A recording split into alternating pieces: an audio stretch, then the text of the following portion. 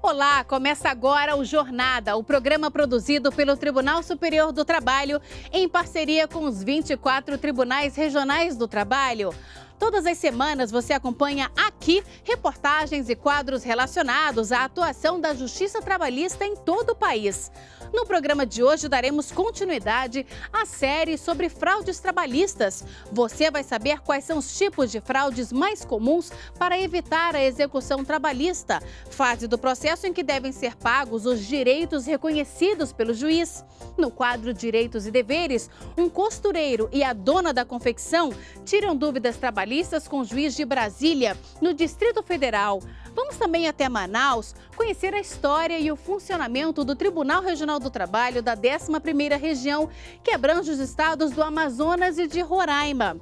Ainda no norte do país, passaremos por Porto Velho, onde o TRT da 14ª Região homenageou entes públicos que estão em dia com o pagamento de precatórios. E no quadro Meu Trabalho é uma Arte, nossa parada será em Várzea Grande, no Mato Grosso, para conhecermos a beleza das redes inspiradas no trançado indígena.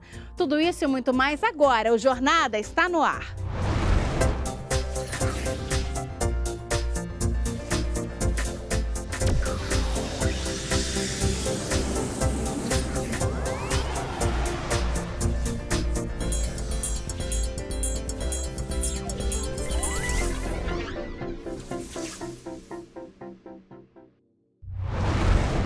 Após o direito ser reconhecido, o processo entra na fase conhecida como execução. É nesse momento que o empregador deve pagar ao empregado as verbas trabalhistas definidas pelo juiz. Mas nem sempre isso ocorre. O ganhou, mas não levou é uma realidade, principalmente porque algumas empresas praticam vários tipos de fraudes para não quitar as dívidas. E esse é o assunto da segunda reportagem da série especial sobre fraudes trabalhistas. Ser demitido depois de anos de serviço na empresa não é uma sensação nada agradável para um trabalhador. Mas o pior para o vigilante João Batista foi saber que após a demissão, a empresa não iria pagar as verbas trabalhistas, referentes aos mais de 30 anos de serviço. Na hora de receber a quitação, não houve quitação. O importante era receber o dinheiro. A empresa onde seu João trabalhava prestava serviços de segurança e limpeza para órgãos públicos da União e também do Distrito Federal. Quando a empresa declarou falência sem pagar as verbas trabalhistas, os mais de 1.200 empregados procuraram a Justiça do Trabalho. Atualmente, os litígios estão em fase de execução, etapa em que se cobram as dívidas trabalhistas depois da condenação ou acordo judicial. A arrecadação de recursos para pagar esses trabalhadores tem sido feita pela venda direta de imóveis do grupo empresarial. A estratégia é uma tentativa de acelerar o procedimento de execução. Durante a investigação para a penhora, o advogado Jonas Duarte, que representa parte dos empregados demitidos, identificou uma tentativa de fraude por parte da empresa para evitar a execução trabalhista. Os imóveis com os quais a empresa estaria permutando só tem um valor de 22 milhões. Ou seja, a empresa está se desfazendo de um bem de 40 milhões por outros que somados dá 22. E isso despertou a nossa curiosidade e suspeitamos que há um indício claro de fraude à execução nesse caso. Essa alteração do patrimônio é bastante frequente.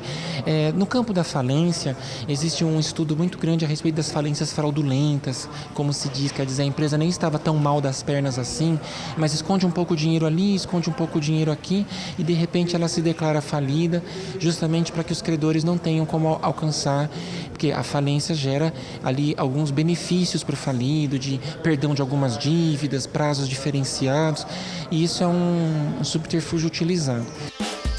São vários os tipos de fraudes identificados em processos em fase de execução na Justiça do Trabalho. Além da venda e a transferência de bens para terceiros, é frequente o sócio da empresa que foi réu na ação passar os bens ao ex-cônjuge ou familiares que nem possuem renda própria para aquisição. Mas quando é identificada a fraude na fase de execução, o próprio juiz pode anular o acordo patrimonial. Ele desconsidera aquele acordo patrimonial e faz com que massa patrimonial volte ao bem do devedor e seja objeto de constrição, penhora e tudo mais, tá certo?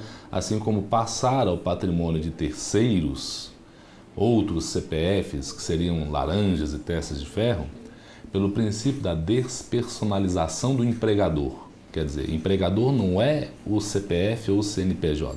Empregador é o empreendimento. Eles conseguem, através da realidade, daquilo que se verifica no campo fático, eles conseguem alcançar também essas pessoas que seriam proprietárias desses bens. Também são consideradas formas de fraude à execução a remessa de dinheiro dos devedores ao exterior e até a realização de arrematações fraudulentas em leilões judiciais, quando o devedor tenta adquirir o próprio bem a um valor baixo, usando os chamados laranjas. Quem comete fraude à execução pode responder criminalmente na justiça comum. Na esfera trabalhista, o devedor fica sujeito a multa de 20% por ato atentatório à dignidade da justiça ou litigância de má-fé. Estima-se que 70% dos processos trabalhistas em fase de execução ainda não foram solucionados, grande parte devido à dificuldade de localização de bens dos devedores. É por isso que a Justiça do Trabalho utiliza alguns sistemas de informações, como o Bacenjude, que interliga a Justiça a informações bancárias, o Infojude, que permite aos juízes acesso online ao cadastro de contribuintes na base de dados da Receita Federal, e o Renajude, que une o Poder Judiciário e o Departamento Nacional de Trânsito. Além disso, por meio de um acordo de cooperação técnica com a Procuradoria-Geral da República, magistrados de todos os tribunais regionais do trabalho têm acesso ao Sistema de Investigação de Movimentações Bancárias, o SIMBA. Para ajudar a combater fraudes na execução trabalhista, há ainda o trabalho da Comissão Nacional de Efetividade da Execução Trabalhista e dos núcleos de pesquisa patrimonial dos tribunais regionais do trabalho. De acordo com o presidente do Tribunal Superior do Trabalho, ministro Barros Levenhagen, o combate a fraudes na execução não é dever apenas do juiz. Essa medida deve ser feita também antes do processo ser encaminhado à Justiça.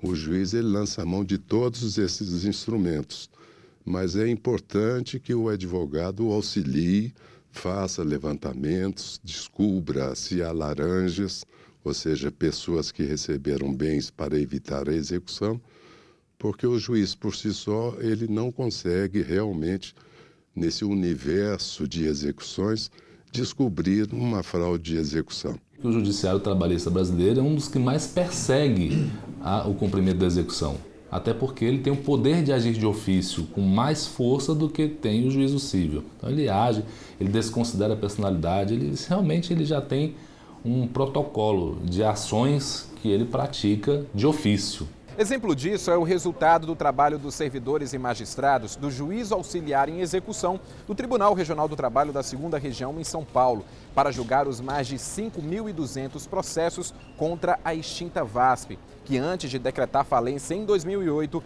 não pagou as verbas trabalhistas dos empregados. O ex-presidente da VASP, Wagner Canhedo, foi condenado e chegou a ser preso em 2012 por crime de apropriação indébita e em 2013 por fraude fiscal. Também foram identificadas fraudes nas execuções trabalhistas. Mesmo assim, os juízes do TRT da 2ª Região conseguiram garantir para os ex-trabalhadores o primeiro alvará com valores indenizatórios. De São Paulo, a repórter Dilene Pimenta tem os detalhes. Após mais de 10 anos de disputa judicial, o TRT da 2ª Região entregou, no dia 3 de setembro, o primeiro alvará de liberação de crédito a ex-funcionários da extinta companhia VASP, Viação Aérea São Paulo. O momento é um marco para o regional e para quem tem a receber valores trabalhistas devidos pela empresa. Isso é uma grande vitória para todos nós, tanto para os juízes quanto para os advogados e principalmente para as partes. Nas próximas semanas serão liberados todos os alvarás dos mais de 5.000 trabalhadores da 2ª Região. Os valores pagos em cada processo irão variar entre R$30 mil e R$150 mil. Com isso, mais de 1.000 ações serão extintas. Se optou primeiramente por São Paulo para distribuir o mais rápido possível, era o mais rápido, por uma questão de rapidez. A partir disso, agora estão sendo habilitadas as pessoas de fora de São Paulo, indistintamente, o critério vai ser o mesmo, de antiguidade do processo. Feita a habilitação, vão ser distribuídos, mas tem mais 2 levas, porque são 2 fazendas que foram vendidas e o dinheiro virá para o processo. Vamos agora fazer um giro pelo país para acompanhar algumas decisões de destaque. Um motoboy contratado por uma padaria de Nova Iguaçu, no Rio de Janeiro, não conseguiu ter o vínculo de emprego reconhecido. A Justiça do Trabalho Fluminense identificou a ausência de habitualidade e subordinação jurídica, pois o trabalhador prestava serviço de forma esporádica, 2 vezes por semana. Além disso, o trabalho do motoboy não integrava a atividade fim da empresa. Da decisão, ainda cabe recurso. Uma rede de farmácias foi condenada a pagar indenização de R$20 mil a uma vendedora dispensada por justa causa pelo suposto furto de um bombom no valor de R$1. Para a segunda vara do trabalho de Araguaína, no Tocantins, a rede de farmácias errou ao aplicar a penalidade máxima à empregada sem apurar corretamente o fato, que não ficou provado. As partes ainda podem recorrer da decisão. A Justiça do Trabalho do Paraná confirmou a concessão de adicional de periculosidade a um trabalhador que instalava painéis eletrônicos em aeroportos. A decisão, da qual ainda cabe recurso, foi baseada no fato de o trabalhador ter atuado sem a proteção devida, com risco de choque elétrico. O adicional deverá corresponder a 30% do salário do instalador. No próximo bloco, no quadro Direitos e Deveres, as dúvidas trabalhistas do costureiro e da dona da confecção são respondidas por um magistrado de Brasília, Distrito Federal. E ainda hoje vamos até Manaus conhecer a história e o funcionamento do Tribunal Regional do Trabalho da 11ª Região, que abrange o Amazonas e Roraima. Nós voltamos em instantes.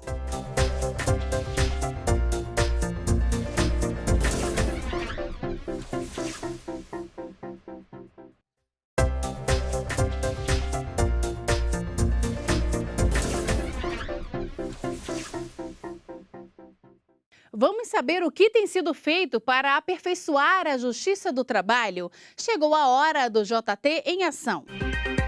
A Escola Nacional de Formação e Aperfeiçoamento de Magistrados do Trabalho, ENAMAT, deu início ao 19º curso de formação inicial em Brasília, com a participação de juízes de várias regiões do país. A aula inaugural foi ministrada pelo jurista Dalmo Dallari, com o tema Ética e Poder Judicial na Sociedade Contemporânea. O curso, voltado para juízes recém-ingressados na carreira, tem duração de 1 mês, com aulas teóricas e práticas. O Corregedor-Geral da Justiça do Trabalho, ministro Brito Pereira, realizou correição ordinária no Tribunal Regional do Trabalho de Alagoas. O Corregedor-Geral se reuniu com desembargadores, examinou a movimentação processual, além de ter realizado reuniões com juízes, representantes do Ministério Público, advogados e representantes de entidades sindicais. O Conselho Superior da Justiça do Trabalho realizou treinamento para apresentar a nova funcionalidade do Diário Eletrônico da Justiça do Trabalho, a pesquisa personalizada para advogados, que vai facilitar a consulta por matérias de interesse. Com a nova funcionalidade, os advogados agora podem localizar intimações ou citações por meio do número de inscrição na OAB. Se o assunto é legislação trabalhista, sempre surgem dúvidas sobre os direitos e deveres de patrões e empregados. Hoje vamos responder as perguntas feitas por um costureiro e pela dona da confecção. Nosso convidado é um juiz de Brasília, no Distrito Federal. Veja só. Posso abrir mão do meu horário de descanso para sair mais cedo? O horário de descanso é sagrado. É uma norma de ordem pública, porque ela visa proteger o trabalhador no que tange à sua saúde. O período de intervalo para descanso nas jornadas acima de 6 horas diárias, que é de 1 hora, e entre 4 e 6 horas, que é de 15 minutos, é irrenunciável. O empregado não pode abrir mão desse descanso, porque isso importa em ele abrir mão também da própria saúde. É importante os descansos, os espaços, os intervalos, espaço de tempo entre a jornada para que o empregado possa se recuperar e retomar o trabalho e assim não ter a sua saúde prejudicada em razão do trabalho executado. Caso seja necessário trabalharmos no fim de semana, é obrigatório eu dar um dia de folga ou eu posso adotar o banco de horas? O banco de horas, a lei permite que seja adotado o banco de horas desde que haja norma coletiva autorizando a adoção desse tipo de instrumento de controle de horário. Mas mesmo independente, o banco de horas é para compensação num período máximo de 1 ano das horas extras trabalhadas, mas isso não significa que possa ser compensado os descansos semanais remunerados. A Constituição garante jornada de trabalho de 44 horas semanais e garante também o descanso semanal remunerado. O descanso semanal remunerado ele tem uma outra natureza. Ele não pode ser objeto de compensação em banco de horas. Ele tem que ser concedido obrigatoriamente, semanalmente, 24 horas por semana. O empregado tem que ter esse descanso. Não pode compensar com banco de horas. Chegou a hora de viajar pela história da Justiça do Trabalho. Vamos até 2010? Nesse ano, os processos físicos no TST passaram a ser transformados em eletrônicos. É o que você confere no quadro Memória JT. 2010, ano em que os processos físicos passaram a ser digitalizados para envio ao Tribunal Superior do Trabalho. Os TRTs começaram a enviar os autos dessa forma e os processos que já estavam na instância superior eram digitalizados por prestadores de serviços com necessidades especiais. A mudança trouxe economia de tempo e de recursos, já que não houve mais necessidade de transporte dos processos por caminhão e até por avião. Também em 2010, o então presidente do TST e do CSJT, ministro Milton de Moura França, assinou o termo de cooperação técnica com o Conselho Nacional de Justiça para a instituição do processo judicial eletrônico. A principal meta era a elaboração de um sistema único de tramitação eletrônica em todos os ramos do judiciário. A Justiça do Trabalho saiu na frente no desenvolvimento da nova ferramenta, em que os processos já são eletrônicos desde a petição inicial. Em 2011, a Vara do Trabalho de Navegantes, em Santa Catarina, foi a primeira a contar com o PJE-JT, que hoje já está instalado nos 24 tribunais regionais do trabalho e em 80% das varas do trabalho. O sistema é aperfeiçoado constantemente e quase 4,5 milhões de processos tramitam eletronicamente nas 3 instâncias da Justiça do Trabalho.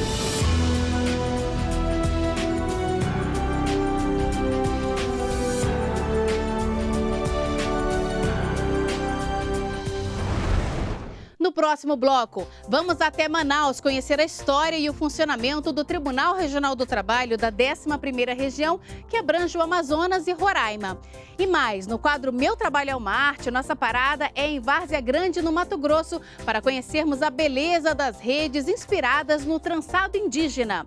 Nós voltamos daqui a pouco.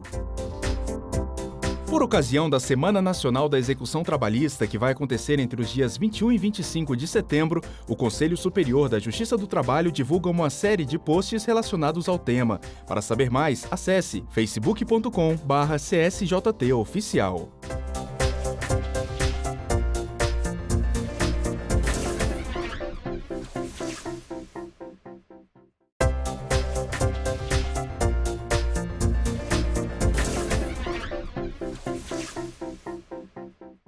O Tribunal Regional do Trabalho da 11ª Região abrange os estados do Amazonas e de Roraima.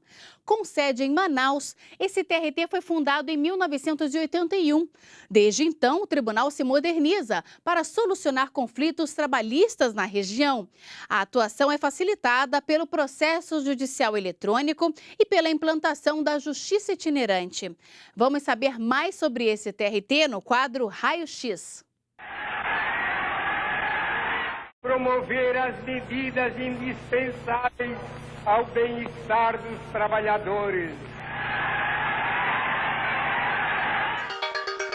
Quando Getúlio Vargas anunciou a criação da Justiça do Trabalho no Brasil, também foi instalada a primeira Junta de Conciliação e Julgamento do Estado do Amazonas. A partir de 1941, juízes classistas, indicados pelos sindicatos, registraram as primeiras reclamações trabalhistas. Até 1978, surgiram mais 5 juntas de conciliação e julgamento no estado. 3 na capital, uma em Parintins e outra no município de Itacoatiara. toda sob a jurisdição do Tribunal Regional do Trabalho da 8ª Região, com sede em Belém, no Pará. Era difícil as comunicações, havia um interior que não tinha telefone. Não se tinha telefone como se tem hoje. Hoje tem internet, tem outros meios de comunicação. Aqui se mede as distâncias, não por hora, mas por dias de viagem. O desembargador aposentado Antônio Carlos Marinho se lembra muito bem dessa época. Ao tomar posse no cargo de juiz substituto e assumir a presidência da primeira Junta de Conciliação e Julgamento, se deparou com a realização de 20 audiências inaugurais, mais 3 de instrução por dia. A demanda aumentou ainda mais com o crescimento da Zona Franca de Manaus. Com o incentivo fiscal do governo, muitas indústrias do país montaram bases na região. A industrialização trouxe mais empregos e também conflitos trabalhistas. Essa estrutura econômica, né, que veio para nós, isso veio desaguar na Justiça do Trabalho, certo? Por exemplo, nós estamos aqui com 3 juntas, eu como presidente da primeira junta, com 3.500 processos ano. Você imaginou? Um juiz com 3.500 processos por ano. Quando se instalou a 4ª, em 78, isso baixou pouquinha coisa, baixou para 3.200. Diante dessa necessidade, em 1981, foi sancionada a Lei nº 6.915, que criou uma sede própria da Justiça do Trabalho no Amazonas, o Tribunal Regional do Trabalho da 11ª Região. Com a criação do TRT da 11ª Região com sede aqui em Manaus em 1981, os 8 juízes togados passaram a ser responsáveis também pelos julgamentos das ações trabalhistas do Acre, Rondônia e Roraima, que haviam sido desmembrados da jurisdição da 8ª Região, que hoje abrange apenas os estados do Pará e Amapá. Em 1986, com a criação do TRT da 14ª Região, com sede em Porto Velho, o TRT sediado em Manaus ficou restrito apenas aos estados do Amazonas e de Roraima.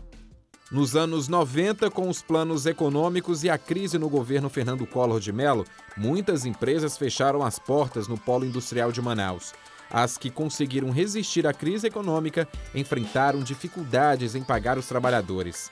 Várias greves aconteceram.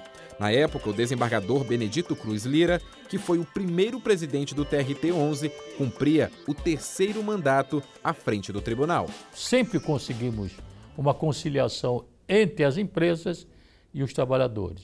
Essa conciliação era feita sempre no sentido do empregador dar passo atrás e o empregado também dar passo atrás. E no final nós chegamos a uma composição financeira, tanto de um lado como de outro. Não é que se desse totalmente vantagem a uma das partes, mas eles condescendiam. E nessa concessão a gente conciliava. E, na verdade, isso era muito, muito difícil. Falando assim é fácil, né? Eu, pessoalmente, não quereria repetir mais isso. A resolução de conflitos ficou mais célere quando o TRT-11 começou a investir em informatização. Desde o surgimento dos primeiros computadores, na década de 80, foram ministrados cursos de capacitação para os servidores e para os magistrados.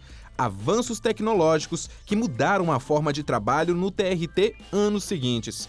Por causa de um incêndio que se espalhou nos 3 andares do edifício sede em 2008, destruindo diversos processos administrativos, o TRT-11 precisou adaptar ainda mais a tecnologia para recuperar os documentos perdidos.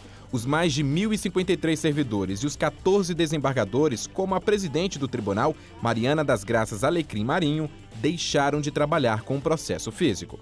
A nossa tecnologia está implantada em 100% das varas. Então, todas as varas estão no PJE, apesar das dificuldades que nós temos de localização, né, de distância de um município para outro, de dificuldade de locomoção. São julgados aproximadamente 56 mil processos por ano no tribunal. O TRT-11 conta também com 19 juízes em Manaus, 10 no interior do Amazonas e 3 em Boa Vista, distribuídos em 32 varas do trabalho. O grande desafio na 11ª Região é tornar a Justiça do Trabalho cada vez mais presente nos 2 estados de jurisdição, o que ocorre por meio das visitas itinerantes e da tecnologia. A Justiça do Trabalho, nesses 30 anos, ela cresceu muito, expandiu mesmo para todo o estado, né? E a gente sempre tem a preocupação do quê? Melhorar a nossa atuação funcional, melhorar as condições para os jurisdicionados.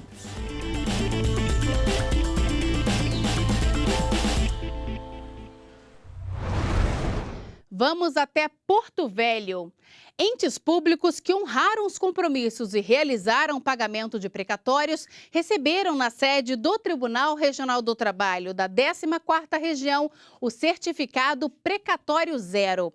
Ao todo, 61 entidades públicas de Rondônia e Acre foram homenageadas na 5ª edição do prêmio por quitarem dívidas trabalhistas.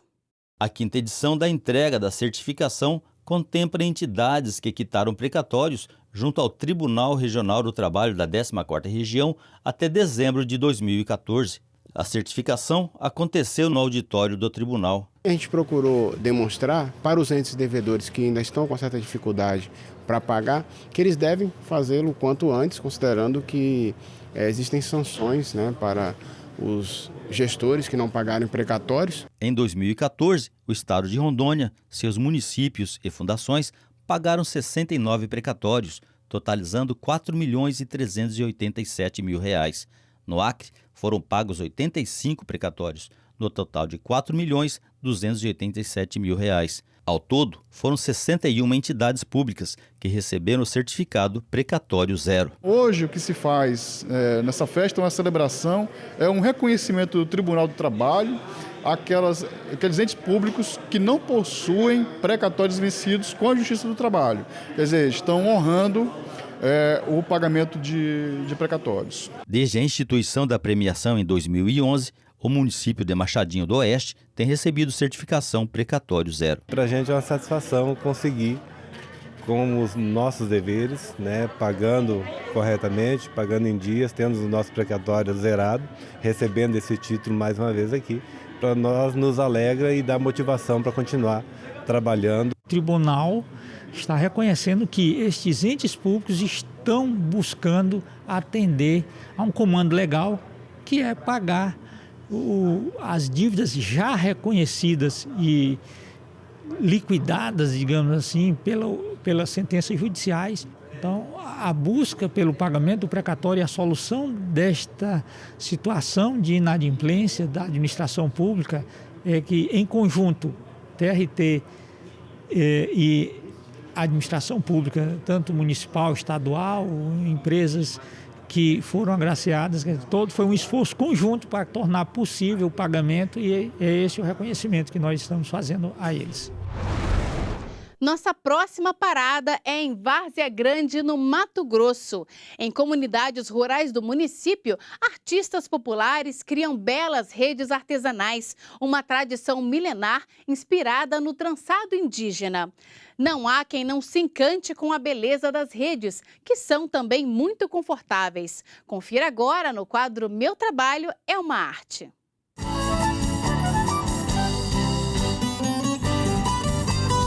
Para conhecer o trabalho das redeiras de Mato Grosso, nossa equipe saiu da capital em direção à cidade vizinha, Várzea Grande. Pela estrada de terra batida, chegamos à comunidade rural de Limpo Grande, onde mora a dona Miltes. Ela tem 60 anos e é redeira desde a adolescência. Desde 13 anos eu aprendi, porque minha mãe era tão pobre, eu tinha que trabalhar, aprender, né, qualquer coisa. Aí teve que aprender a trabalhar. Aí eu comecei a aprender, amarrava varanda para os outros, lavrava. Aí foi aprender, né? Foi a tecer a rede. Mesmo há tanto tempo nesse ofício, dona Miltes leva meses para tecer uma rede. É que a técnica tem muitas etapas e um alto grau de dificuldade. Tem que pegar o fio, começar a notear, amarra, aí vai explicando, vai derrubando, vai começando. Aí termina, aí vai começar a passar aquele lixo de puxar. Aí termina, tece ou limpa, aí vai contar os pontos para assentar a amostra na rede, o desenho. A Valdirene, filha da Miltes, é a terceira geração de redeiras da família Mendes. O trabalho tem tanta repercussão que agora ela é também professora num curso em Cuiabá. Estou com 37 anos. Sempre trabalhei nesse ofício desde os 14, né? É uma cultura que não pode morrer. E eu estou dando curso também na Casa de Arte. Nas estampas das redes e varandas, símbolos da exuberante natureza mato-grossense. Orgulhosos da cultura pantaneira, o curso foi uma demanda da própria comunidade. Sempre quis aprender, né, esse tipo de arte. E é uma coisa muito difícil, né, de encontrar pessoas que possam ensinar. Então, eu estou adorando o curso. Tenho vontade de continuar, de fazer a minha rede, né? E continuar fazendo e, quem sabe, ensinar para minha filha. E hoje nós temos essa cursos aqui na Casa de Arte gratuitamente para a sociedade, né, para que isso preserve, né, a cultura e a tradição da rede que é centenária aqui no nosso estado, no nosso município e por todo o mundo. Né, que já foi feito um levantamento, é o único lugar do mundo que faz a rede nuclear aqui em Várzea Grande. O trabalho das redeiras de Várzea Grande é inspirado no traçado indígena. Durante a Guerra do Paraguai, há mais de 100 anos, os soldados que se enfrentavam em Mato Grosso se habituaram a usar essas redes para o descanso. E logo, o que era apenas uma peça utilitária virou tradição. Essa tradição vieram dos índios, que usavam como para dormir, né? A família toda dorme em rede até hoje, nas aldeias só rede, né? E passou para a gente. Fazer redes é um trabalho ou é uma arte? Para fazer dá muito trabalho, mas assim, depende muito da sua cabeça, do seu estado de espírito, é uma arte. Você vê como você viu essa aí linda, né? Eu acho linda, né?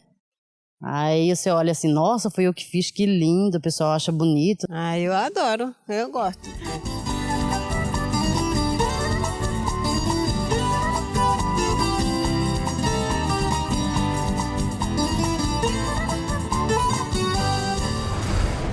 Por hoje é só. O Jornada volta na semana que vem. Muito obrigada pela companhia. A gente se vê no próximo programa.